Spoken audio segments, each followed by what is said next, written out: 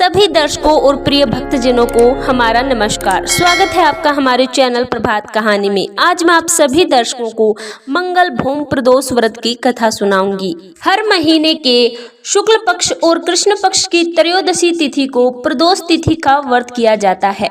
प्रदोष व्रत की तिथि जब मंगलवार को आती है तो उसे भौम प्रदोष व्रत के नाम से जाना जाता है। भौम प्रदोष व्रत में कथा सुनना और कहना बहुत ही पुण्यदायी माना जाता है। इस कथा से पूजा भी पूरी होती है और देवों के देव महादेव का आशीर्वाद प्राप्त होता है। आइए कथा शुरू करते हैं।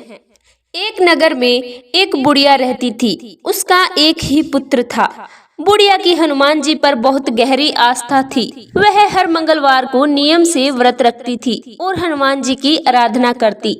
एक बार हनुमान जी ने बुढ़िया की परीक्षा लेने की सोची। हनुमान जी साधु का भेष बनाकर बुढ़िया के घर गए और पुकारने लगे, है कोई हनुमान भक्त जो हमारी इच्छा पूर्ण करे।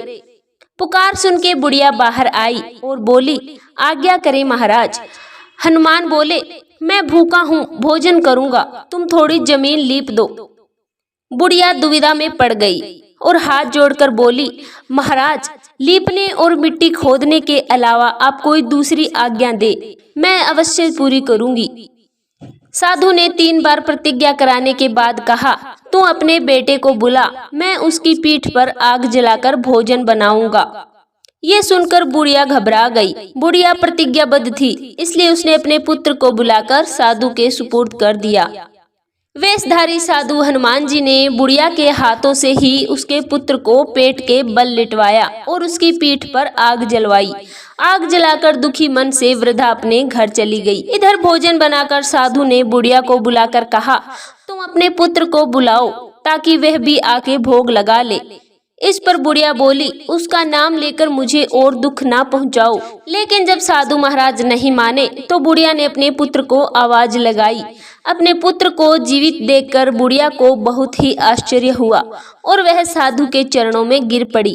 हनुमान जी अपने वास्तविक रूप में प्रकट हुए और बुढ़िया को भक्ति का आशीर्वाद दिया। हे हनुमान जी महाराज, जिस प्रकार आपने बुढ़िया की पुकार सुनी वैसे सभी की सुनना। कहानी कहते की सुनते की सबकी मनोकामना पूर्ण करना। धन्यवाद।